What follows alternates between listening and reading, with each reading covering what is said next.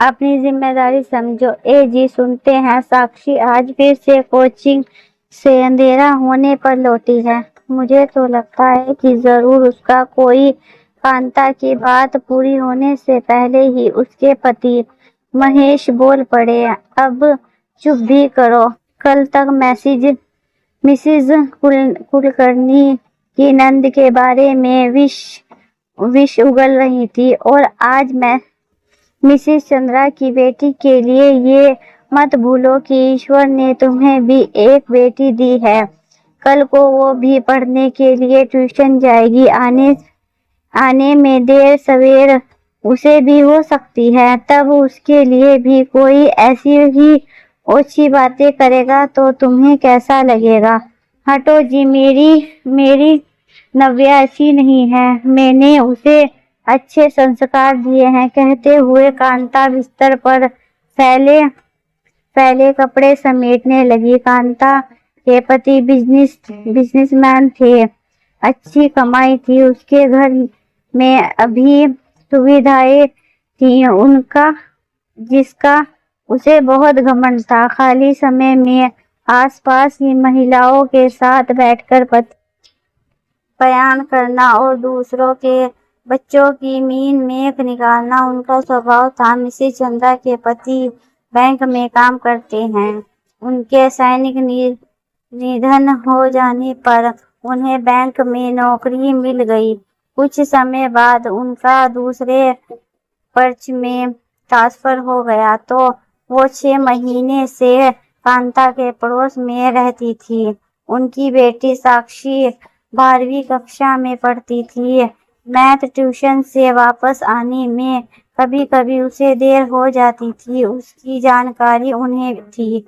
कांता अपने स्वभाव अनुसार उस पर नजर रखती और कटाक्ष करती। आज भी जब वो अपने पति से साक्षी के बारे में कुछ कहने लगी तो उन्होंने डांट दिया। साल भर बाद नव्या 10वीं कक्षा में आ गई और केमिस्ट्री फिजिक्स विषय के लिए ट्यूशन लेने लगी। 2-4 महीने के बाद उसे आने में देरी होने लगी। कांता ने कारण पूछा तो नव्या बोली कि मम्मी क्लास देर से छूटती है हमें। महेश जी कांता से बोले कि बेटी सयानी हो रही है, उसका रोज रोज देरी से आना ठीक नहीं है। तुम अपनी जिम्मेदारी समझो और कोचिंग सेंटर पर जाकर पता तो लगाओ कि आखिर बात क्या है। आप भी ना, मुझे अपनी नव्या पर पूरा विश्वास है। वो गलत कर ही नहीं सकती। पति की बात को उसने हंसी में डाल दिया। एक दिन शाम के 7 बज गए। नव्या नहीं लौटी, जबकि कोचिंग सेंटर से वो 4 बजे ही निकल चुकी थी। उसका फोन भी ऑफ आ रहा था तो कांता घबरा गई।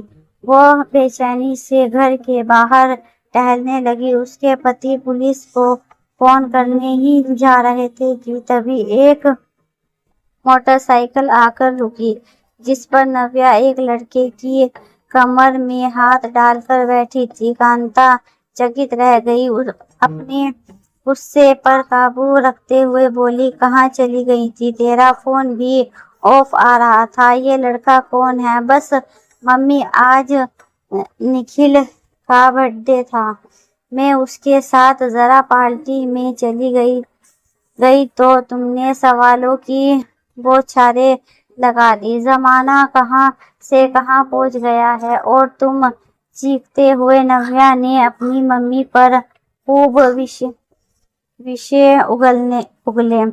फिर निखिल को बाय कहकर अपने बैग कंधे पर डाली और ऐंठते हुए भीतर चली गई। कांता चौंकती रह गई। शोर सुनकर पड़ोस की कुछ महिलाएं भी बाहर आ गईं कि कांता उनके नजर नहीं मिला सकी और तुरंत दरवाजा बंद करके रोने लगी। तब उसके पति बोले, कांता, दूसरे के बारे में बुरा कहने की बजाय तुम नव्या के प्रति अपनी जिम्मेदारी समझती तो आज ये नौबत नहीं आती। उसके दिन के बाद से कांता दूसरों के घरों में झांकना छोड़कर अपनी बेटी पर ध्यान देने लगी।